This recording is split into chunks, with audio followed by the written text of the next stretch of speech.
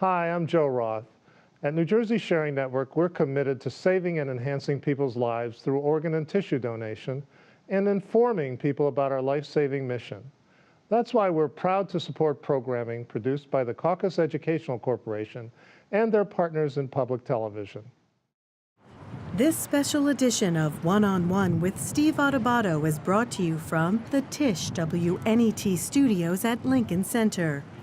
Funding has been provided by New Jersey Sharing Network, dedicated to saving lives through organ and tissue donation. RWJ Barnabas Health. PSE&G, committed to providing safe, reliable energy now and in the future. The Turl Fund, supporting right from the start NJ. NJIT, New Jersey Institute of Technology. MD Advantage Insurance Company of New Jersey. And by Wells Fargo. Promotional support provided by ROINJ, informing and connecting businesses in New Jersey. And by NJ.com, small news, big news, true Jersey. This is One-on-One. I'm an equal American just like you are. The jobs of tomorrow are not the jobs of yesterday. Look at this. You got this? Here it is, man. Look at it. Life without dance is boring. I don't care how good you are or how good you think you are, there is always something to learn. Do you enjoy talking politics? No. People call me because they feel nobody's paying attention. Our culture, I don't think, has ever been tested the way it's being tested right now. Such a good question. High five. Like a lot of actors, you had a struggling period right at the start, right? Oh, please. For years and years of it, yeah. Really? I mean, I waitressed for, I don't know, a gazillion years. I ran telephones at various offices and dressed up like Cookie Monster at a wedding. Hold on. You know. Well, hold on. Let's go back a little bit. Yeah, that's all right. No, wait. I hope you weren't a bridesmaid. You were a Cookie Monster or the Cookie Monster? The very one. The very one. You were the Cookie Monster at a wedding? How would that go? Trying to get people onto the dance floor. Oh, my God. I always hated. I love that. I'm also imagining the Cookie Monster officiating, you know. Want matrimony? That's good stuff from Edie Falco, who brought it to us. For the first time here on One-on-One, we got Peter Sagal, who is the host of NPR's Wait, Don't Tell Me, and also the author of a book, The Incomplete Book of Earning. How you doing? I'm doing all right, Steve. It's good to see you. 20 years with this show. Yeah. What's the hook that keeps people... First of all, you said they thought you would throw you off the air right away. Oh, absolutely. Then you asked, is anybody even listening? No, we assumed when the show began in 1998, it was launched nationally, which was a mistake. You should have your adolescence in private. We were having it in public. And the initial response was not great, so we assumed we were not long for this world. The joke in public radio circles was it was called Wait, Don't Cancel Me. And we just decided, since they were probably going to cancel us, we might as well just have fun. And we just started amusing ourselves and waited for someone to stop us. Who's the we? The we was myself and our producers and talent, myself, Doug Berman, my initial co-host, Carl Castle. The people who, we've had a wonderful group of people who've worked on the show over years, Mike Danforth, Ian Chillag, tremendously funny, charming people. We're just a small group of friends who do stuff on the radio we think makes us laugh. Not to mention, of course, our panelists, Roy Blunt Jr., Noah Rauch, Faith Saley, Roxanne Roberts. It's an amazing sort of family of people we screw around with, and it's great fun. And you bring it together. Yeah. With a great team and make it happen. How much fun? We have a lot of fun. I tell, like, for example, I had a conversation with Edie Falco, like I do with all our guests, and I always tell them the same thing. I say, the more fun we have, the more fun our audience has. That's our formula. People tell me, you sound like you're having a great time. Well, we are. I don't know how to fake that. So we just enjoy ourselves. We make jokes that make us laugh. We ask questions that we want to find out about. I mean, you know, like in the clip you just played, I'm listening to Edie Falco, and I asked her about being the Cookie Monster because I thought that was a pretty interesting topic. And she wanted to go past it, and you said no. No. You're not going to let that go. Rewind, bring it back. What? And you have a scorekeeper. Is it Bill Curtis? It is Bill Curtis. For those who don't know the format, if you will, of this fun show. The show is a comedy show, but it's disguised as a quiz show, meaning that the format is classic quiz show. We have a panel who answers these questions. People call in on their phones to answer questions. But the questions are pretty silly. We don't care if anybody gets it right or not. The only prize we've ever given away is a voicemail recording. It used to be Carl Castle, then Bill Curtis. Now it's anybody. On our show, I mean. And the entire point is to have fun. So we'll ask a silly question. Give me a for instance. For instance is, we'll quote a tweet from our president. make America great again, or this is bad, or whatever he might have said. And we'll say, who is that? And what do you know? It's President Donald Trump. And yes, we knew that, but the reason we were asking was so we can spend a good solid 3 minutes making fun of Donald Trump. That's by the way, has Trump made it more fun? Trump has or made more it, painful? He's made it more difficult in surprising ways. As anybody will tell you in the vast satirical industrial complex, the key to satire is exaggeration. Yeah. You take something small but noticeable, you make it big, and so it's funny. Hillary Clinton seems somewhat a little entitled, so you make fun of her. You say, well, her real campaign slogan was Hillary Clinton 2016, you bastards have kept me waiting long enough. That's not true, it's an exaggeration. What do you do with somebody who actually brags about the size of his junk on live TV, as Donald Trump did in 2016? All you can do is you just point it and say, yeah. So There's a bit of a challenge in terms of those of us whose job it is to exaggerate for comic effect. So satire, yes, political commentary, yeah, having fun, yes, while the things are what they are, and we're wondering, are we ever going to get to a better place? Yeah, well, that, in a weird way, I try not to worry about that latter. What? Because here's the thing. What if the rest of us are going to worry? Well, I know, everybody's very worried. But you're not worried. I'm very worried. Okay, but I want to be clear. Professionally, my job is to try to, at least for an hour, to decrease your level of stress, you being the listening audience. So, yes, we could devote the entire hour, even comedically, to talking about how terrible things seem to be. But that's, well, depressing. So one of the things we like to do on our show is, yes, we will address the latest interesting actions by the president. By the way, we're taping at the end of 2018. There could be a whole range. Yes, of no one has so any idea. And yes, and what's the point of even mentioning what he did this week? Exactly. Because by the time people see this, and I'm not being critical. I'm just saying it's interesting. That's the world we live in. Go ahead. So yes, we will say the things about the president and related things. As I like to say, we say the things on the radio that most people shout at the radio. But most of our show is devoted to pure goofiness, weird studies, strange things that people were caught smuggling in their pants, dumb things drunk people in Florida did. All that stuff. Why in Florida? I don't know. Nothing to do You'll with have to ask elections them. in Florida? No, just at Florida. Somebody once said it's as if you sort of tipped the nation over, and all the lunatics sort of got stuck in the. Like, we can't let you just say that. About Florida? I can say that about Florida. Lunatics. I know. Many of them are from the New York area, but we can. New Jersey as well. I'm a Jersey guy. I'm a Jersey guy. You're from Jersey? Berkeley Heights? Berkeley Heights, New Jersey. Newark. A little different. A little different. Very. Little different. Very different. I'm just saying. Very different. Okay. All right. Anyway. Can we switch gears? Yes. Running. Yes. I said to you that I tried to run. My wife's a real legit runner. I'm a cyclist, otherwise known as I spin, where the bike doesn't go anywhere. Right. But running for you has been a powerful experience. It's been my exercise, my salvation, my meditation, a kind of second career. I'm actually looking at you running in a picture right now. You look good. Oh my God, really? Look strong. Oh yeah, that's me. That's a picture taken by my friend Kyle Cassidy of Philadelphia. And how has it been all those things for you? Well, I started running seriously around that. Well, I had a spate of it when I was a younger man growing up in New Jersey. It was a way of dealing with a lot of stress from adolescence. Sure. Who knows how I would have fared without it. But in a weird way, my second life running boom, which continues to this day, started when I was 40, and kind of for the same reason. Just like when you're an adolescent, you're unhappy where you are, what you thought you'd be, you're not fitting in as well as you hoped. You start something to change things up. That's why I started to run. And that's kind of why I did it at 40. I was, as you might have remembered yourself, turning 40 seems like a surprise the first time you do it. You're like, I didn't know this was possible. And I think at that time I was looking around at my life and saying, this is good, but it's not where I wanted to be. I need to change something. And what I chose to do, as opposed to, Lord knows, pick up a new craft, learn a new language, who knows. Or something unhealthy. Or something unhealthy. I decided to run, and I decided to run a marathon, and then much to my surprise, I thought, I'd run a marathon, and then I'd do the next thing, go to Nepal, get a sports car, who knows. How many? To date, 14.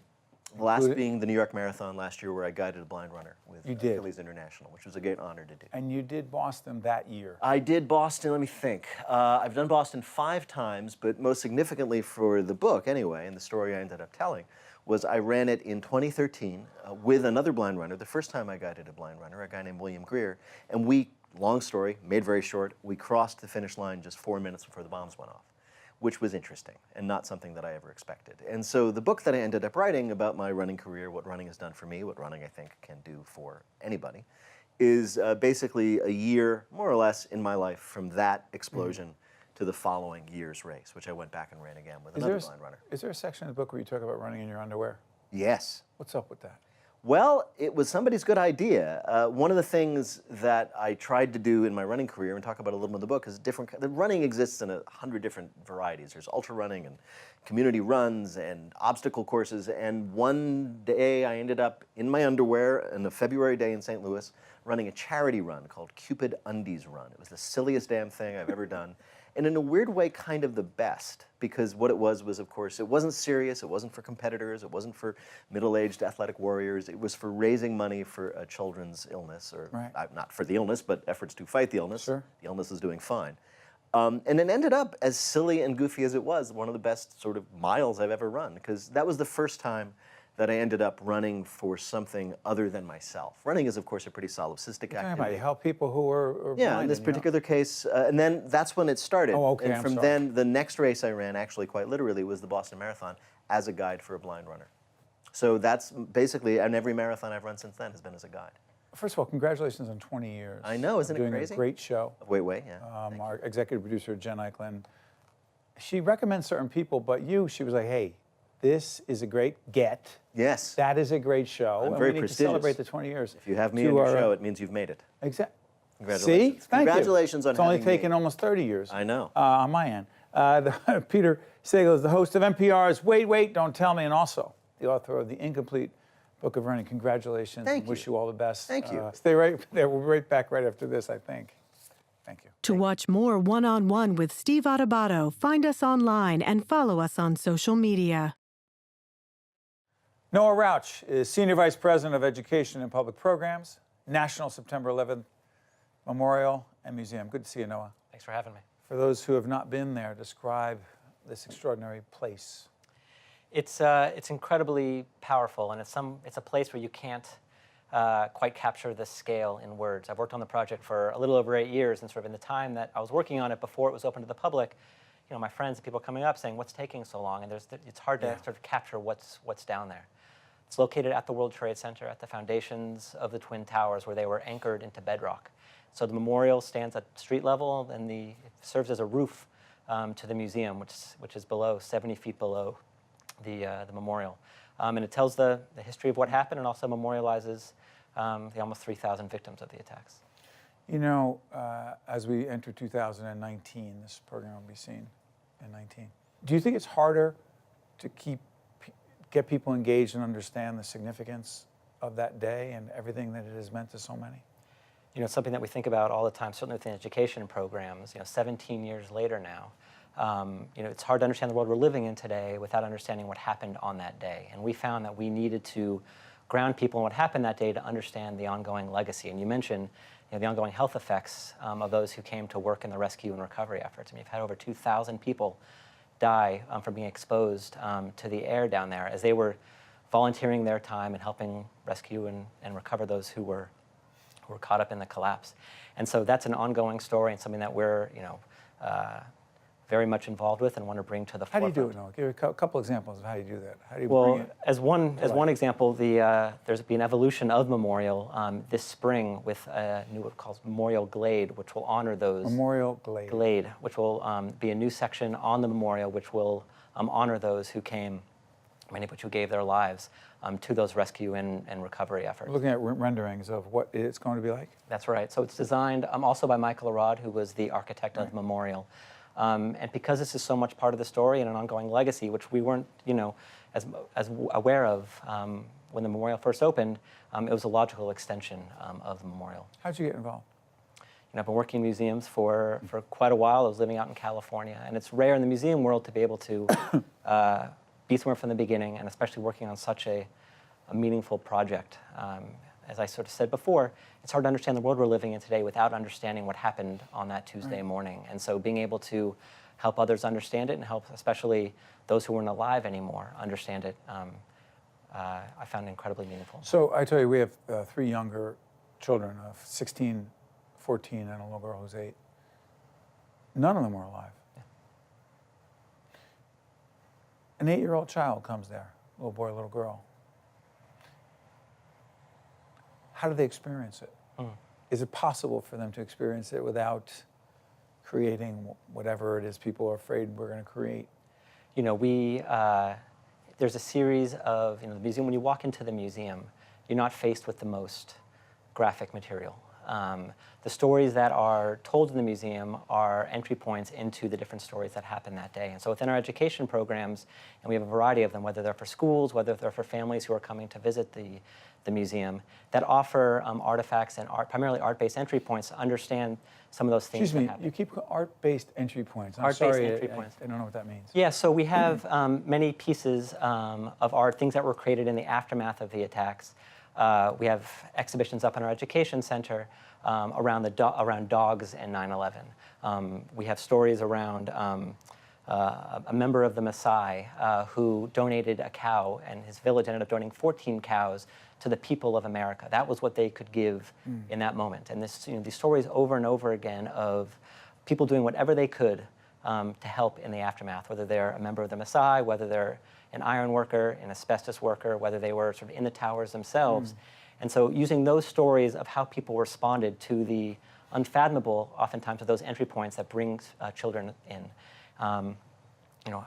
Helping parents and caregivers have those conversations with them in our classroom. So you actually teach parents, teachers, those of us who interact with children, how to talk about it? Yeah, we do both of those. And so we have a whole series of professional development for teachers who are tasked in their classroom. September 11th comes at the very beginning of the school year. It's hard enough in those first couple weeks of school, let alone talking about something that's so... And many don't, by the way. I've asked about this. Many do not. That's right. And to be honest, it's understandable. It's emotional, it's complex, it's difficult. You don't want to say the wrong thing. And so we have a whole series of workshops for teachers to be able to do that in their classroom, not just around the anniversary, but throughout the school year. We also have a program on the anniversary that really uses firsthand voices. And this is what we found is incredibly powerful.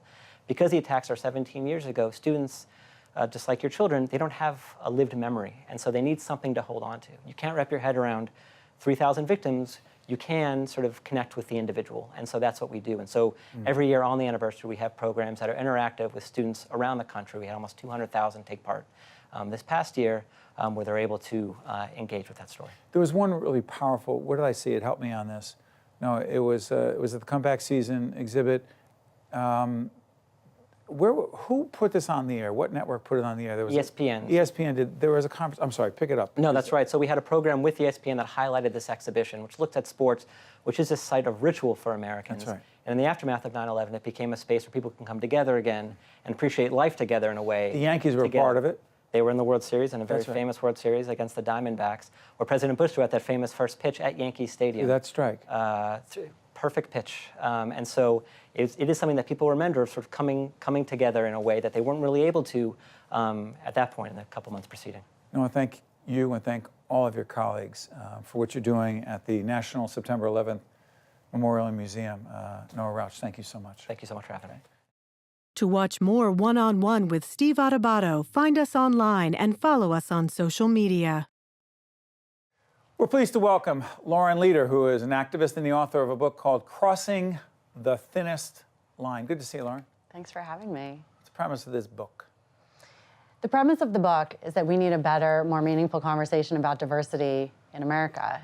It is the most important national treasure that we have as a nation. It confers incredible economic and social benefits, and we have been locked for generations in an intractable battle over whether or not we are going to really fully embrace the diversity of our nation and benefit in all of the ways that we could, and or whether we're going to fight it. And I really set out to try to bring a more meaningful conversation, to lay out both the economic and the social case for why the nation's diversity is such a treasure and why it enriches us so much in so many ways. Excuse me. Is it harder to do that today than ever? And if so, why? You know, what I've been saying about the current climate is that it's like a funhouse mirror. It warps and exaggerates some of the worst of us and in some ways minimizes the best of us. There's no question that we are in an incredibly divisive and difficult time, that some of the deepest hatred and anger in American society has been amplified. You know, we've seen a huge spike in hate crimes, 57% increase in hate crimes just in the last few years. More anti-Semitism than ever before? Absolutely. There's no question that these things have been amplified in very disturbing and upsetting ways. And of course, police brutality and, racial discrimination and just, the mass incarceration crisis, all of these things are real. And in many ways, and I think the data supports it, America is more inclusive than it's ever been. 65% of Americans, 6 in 10 Americans, say that the diversity of America enriches our society, that it makes it stronger and better. A majority of Americans support immigration reform. I mean, we are more welcoming, inclusive, and tolerant than we have ever been. And yet we also have this very ugly other side. They're both real. It would be easy, and a lot of folks in the media simply go to this quickly, but it would be easy to say, this is, quote unquote, President Trump contributing heavily to this, and it's largely his fault. I don't buy it, and I don't know if you do, because this polarization, this division, actually we have our friend Steve Kornacki from MSNBC who wrote a wonderful book on this. He'll be with us today as well. Yeah. He said it started back in the 90s with Bill Clinton and Newt Gingrich. And that was politically, but you're talking racially, socially, economically, culturally. Well, it goes back to the founding of our nation. Yeah. I mean, let's be honest, our nation was founded on slavery and built on segregation. I mean, we have never come fully to terms with some of the deep issues in our nation. We passed the Civil Rights Act in 1968. We pushed, through all the right things and integrated the schools and integrated the country, but we never really have dealt with the deep-seated underlying hatred and racism that has been there all along. I do think that there are roots in the political process that go back, actually I would go back even further. I go back to the Reagan years and the rise of evangelical Christianity as a political force, which absolutely did start to polarize Americans around a series of social issues. But there's no question, look, LBJ called it in 1968. He knew that in passing the Civil Rights Act— 64, I just want to be clear. 64, excuse me. In 1964, he knew that he would lose, that Democrats— The South was gone. Would lose the South was gone, and that those racial lines would be permanently solidified in politics, and I think that's turned out to be true. But here's the other part of it. I think a lot of folks would agree with what you're saying, but there would be questions that would be raised in this regard. What about those who happen not to be African American, who happen not to be people of color, who feel disenfranchised, who happen to be white, who happen to be working class, who happen to live in Pennsylvania, Ohio, Jersey, wherever, Michigan, who were drawn to Donald Trump or someone like Donald Trump, if there's such a entity, because they felt no one would connect with their pain. And how do we balance talking to them, connecting with them, caring about them, and dealing with the issues that you raised, which are so legitimate? Yeah, I mean, and I feel a deep sense of They're not compassion. mutually exclusive. They're absolutely not mutually exclusive, but we do have a political discourse that has created this narrative of the other, which is a false one. Which who are you with, us or them? Yeah, or that you're suffering, your economic woes are due to the immigrants that came to this country, and that's who's to blame. And it's just factually incorrect and completely false, and it creates this, it deepens divisions that were there all along. I mean, leadership does matter. And we see that throughout history. Leadership does matter. People are inspired in negative and positive ways. I think that overwhelmingly, and I think the data supports this, the vast majority of Americans do support an inclusive society. We have the vast majority of Americans support gay rights, support equal rights for minorities, believe in equal opportunity, believe in that sort of fundamental of what we all think of as the American dream. And believe that women have gotten the short end of the economic stick. I'm not sure people see that. No, I'm not sure people see that. In fact, most of the data actually shows that people overestimate how well women are doing in the American economy. And by the way, we are doing very well. So women are now 38%. Some women. Well, so women are now there's two sides of the coin. Women are 38% of the primary breadwinners in America. They're rising in the corporate ranks. We're the majority of the college degree holders. We're now becoming 50 to 60% of the corporate workforce, 30% of the pipeline just before leadership. However, on the flip side, women are also still the majority of the minimum wage earners in this country. And that's part of what drives the massive wage gap, right? We still have just huge numbers of women. 1 in 3 women are victims of domestic violence, and 70% of Americans in poverty are women and children. That's an incredible dichotomy, and we've got to address it. And I want to give you a chance. Can we put up the website right now for All In Together? As we put up the website, people can check it out. Please tell us what it is and why it matters. Yeah. So We founded All In Together in 2014 to be we are one of the only nonpartisan women's political and civic education organizations. We train women all over the country on how to have a voice on the issues that matter in their lives and how to participate in the political process. We obviously want to see more women running for office, but even for those that won't, the essence of democracy is the right of citizens to petition the government for their grievances. We do not see enough women standing up to advocate for the issues that affect their lives. And it's part of why we see, we're so far behind other countries in terms of women's political representation. The US is 96th in the world for the political representation and participation of women. It's unacceptable, and we're trying to fix it. Lauren, I wish we had more time, but I want to thank you for joining us. You have a powerful message. We appreciate it. Thanks for having me. Thanks so much. I'm Steve Adubato. This is One on One, and we'll see you next time. One on One with Steve Adubato has been a production of the Caucus Educational Corporation, celebrating over 25 years of broadcast excellence. This special edition of One on One with Steve Adubato is brought to you from the Tisch WNET studios at Lincoln Center. Funding has been provided by New Jersey Sharing Network, RWJ Barnabas Health, PSE&G, the Turl Fund, supporting Right from the Start NJ, NJIT, MD Advantage Insurance Company of New Jersey, and by Wells Fargo. Transportation provided by Airbrook Limousine, serving the metropolitan New York, New Jersey area.